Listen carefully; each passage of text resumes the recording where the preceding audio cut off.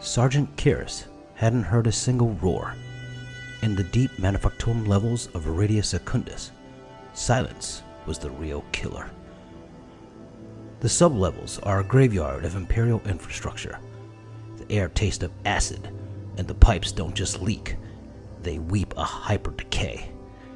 An unnatural oxidation is turning every sturdy plastisteel support into a crumbling memory. The AK interactive rust has claimed the bulkheads, and the dirty down rust blooms across the collapsed aquila as if the metal itself is decaying in fear. Where the metal dies, the swarm takes root. The Tyranid creep has spread across the base of the broken machinery, its purple zerg-like biology overriding the Imperial landscape with a pulsating vascular tide. This is Stage 3 consumption. The planet isn't being conquered, it is being eaten. And now the primary stalker has arrived to ensure no witnesses remain.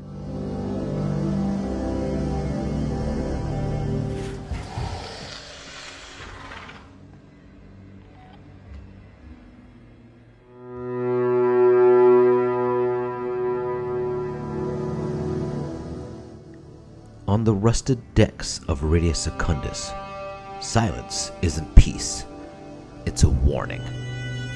Sergeant Kiris adjusted his thermal gain, but the target was a ghost. The Umbral Scythe is no longer just a silhouette, it's a specimen in mid-evolution. The boundary between its light-drinking black carapace and the bone-pale exoskeleton has become razor-sharp. It looks less like a creature and more like a tear in reality. But it's the internal heat that signals the end. In the deep fissures of its skin, a sterile white light has begun to pool, a synaptic surge of titanium white energy that glows with a cold, predatory intensity. It's the quickening, the moment that the hive mind signal hardens into physical intent. Even its great reptilian shroud is starting to glitch, flickering with the blue-white sparks of a cloaking field struggling to contain the beast's raw power. The hunt isn't coming, it's already here.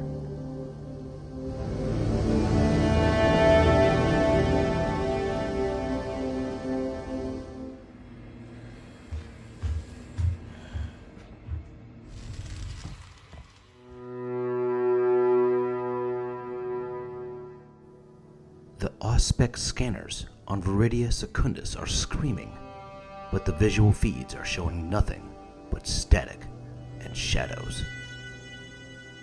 Sergeant Kiris watched the thermal monitors spike. The Umbral Scythe is no longer just adapting to its environment. It is feeding on it as it spreads its dread.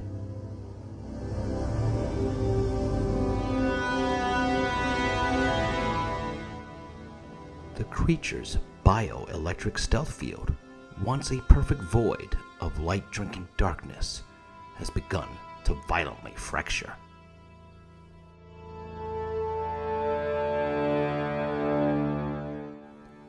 The sheer power output required for its active camouflage is tearing the shroud apart, creating tectonic fissures across the chitinous cloak that reveal the terrifying energy map underneath.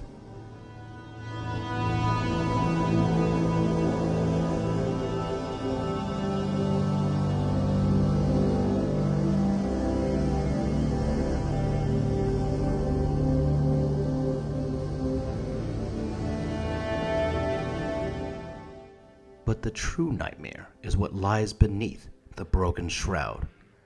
The Nox MORPH's biological exoskeleton is running hot. A blinding organic plasma bleeds from every deep recess, joint, and muscular striation.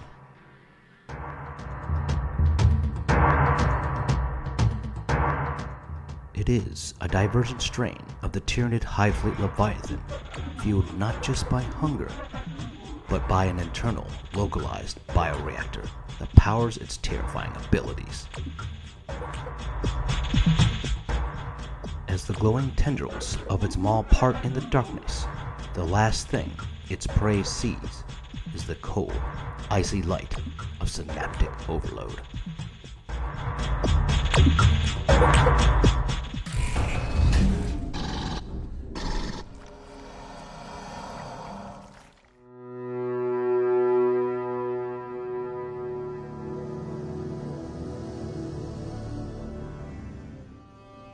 Log entry, Veridia Secundus. The shadow continues to drop. It is no longer a question of if the perimeter will fail, but when. Look close at the crown. The Umbral Scythe is achieving structural density. The fluid, light-bending properties of the lower cloak are being driven back by a harsh mineral reality. Along the spinal ridge, the beast's armor has calcified into overlapping plates of a cold, predatory blue. The exact bruised shade of the swarm's hunting fangs. It is dense, heavy, cold. The unmistakable stem of Leviathan, designed to absorb kinetic trauma and turn aside the desperate lasfire of the Transline regulars. But look deeper beneath the dry plate work. The soft tissue is reacting. The sensory tendrils framing the maw are bruising, turning a deep, stagnant, vascular violet.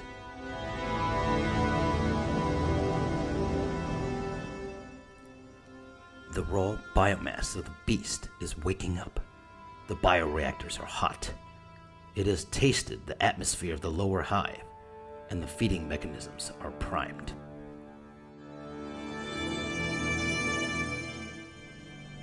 Every layer of paint is another layer of genetic certainty.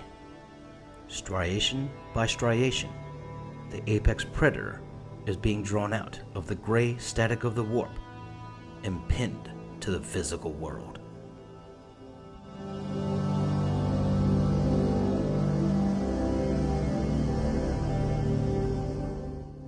The trap is set. The layout is complete. The monster is hovering on the lip of the command bunker, ready to drop the hammer. Except the prey bit back.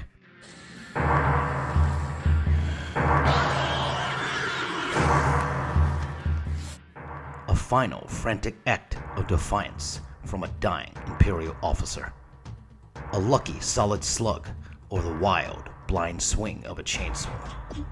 The joint is sheared cleanly at the socket. The primary sounding blade is gone.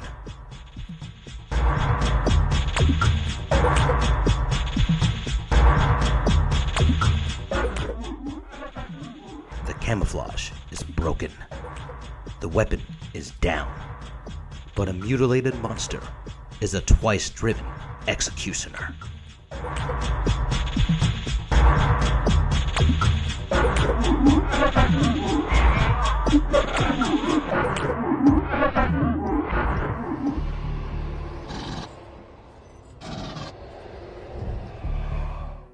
Sergeant Karras was not a man easily rattled. He had walked through the burning hells of the Ghoul Stars and emerged with his sanity intact. Yet here in the light-starred depths of Veridia Secundus, his armor felt thin and his pulse rifle seemed nothing more than a toy. He was the last of his squad, the final piece of biomass left to be harvested in this rusted tomb of a world. He knew he wasn't hunting a mere beast anymore. He was being meticulously herded towards his own extinction. The Umbral Scythe, the Chronos-Shade. To the High Command on Veridia Secundus, it was just a statistical anomaly, a string of disconnected disappearances. But to Karras, it was a walking nightmare. He had seen the evidence in the ruins themselves. Karras had found this sector hours before the silence fell. It wasn't just a battle site, it was a transmutation. The floor had been rusted, calcified, and mutated into a jagged skeletal geometry. The very terrain seemed to reject the presence of the hive mind, yet it had no choice but to bend and surrender its physical laws to the monster that stalked it. The Umbral Scythe didn't leave bodies. It left hollowed-out husks, drained of life, as if the creature consumed the soul alongside the biomass. Every step he took through the pipes felt like walking into a predator's maw. He wasn't tracking an animal. He was tracking an extinction-level event. The silence in the sublevels was no longer a state of being. It was a physical weight, thick with the scent of ozone and cooling plasma. Karis crouched behind the rusted bulkheads of the manufactorum, his lungs burning with the acidic tang of the planet. His Astartes auspex was dead, not just broken, but consumed. Its internal circuits dissolved by the same hyperdecay that had turned the walls into orange dust. It was a jagged, discordant sound, like a serrated blade scraping across dry bone. Karis pivoted, his pulse rifle roaring into the gloom, but there was nothing there. Only the swaying shadows of the hanging pipes and the pulsating, Tyranid-tainted sludge digesting the floor beneath his boots. "Where are you?" he hissed, his voice swallowed by the rust-eaten expanse. A blur of abyssal black shifted overhead.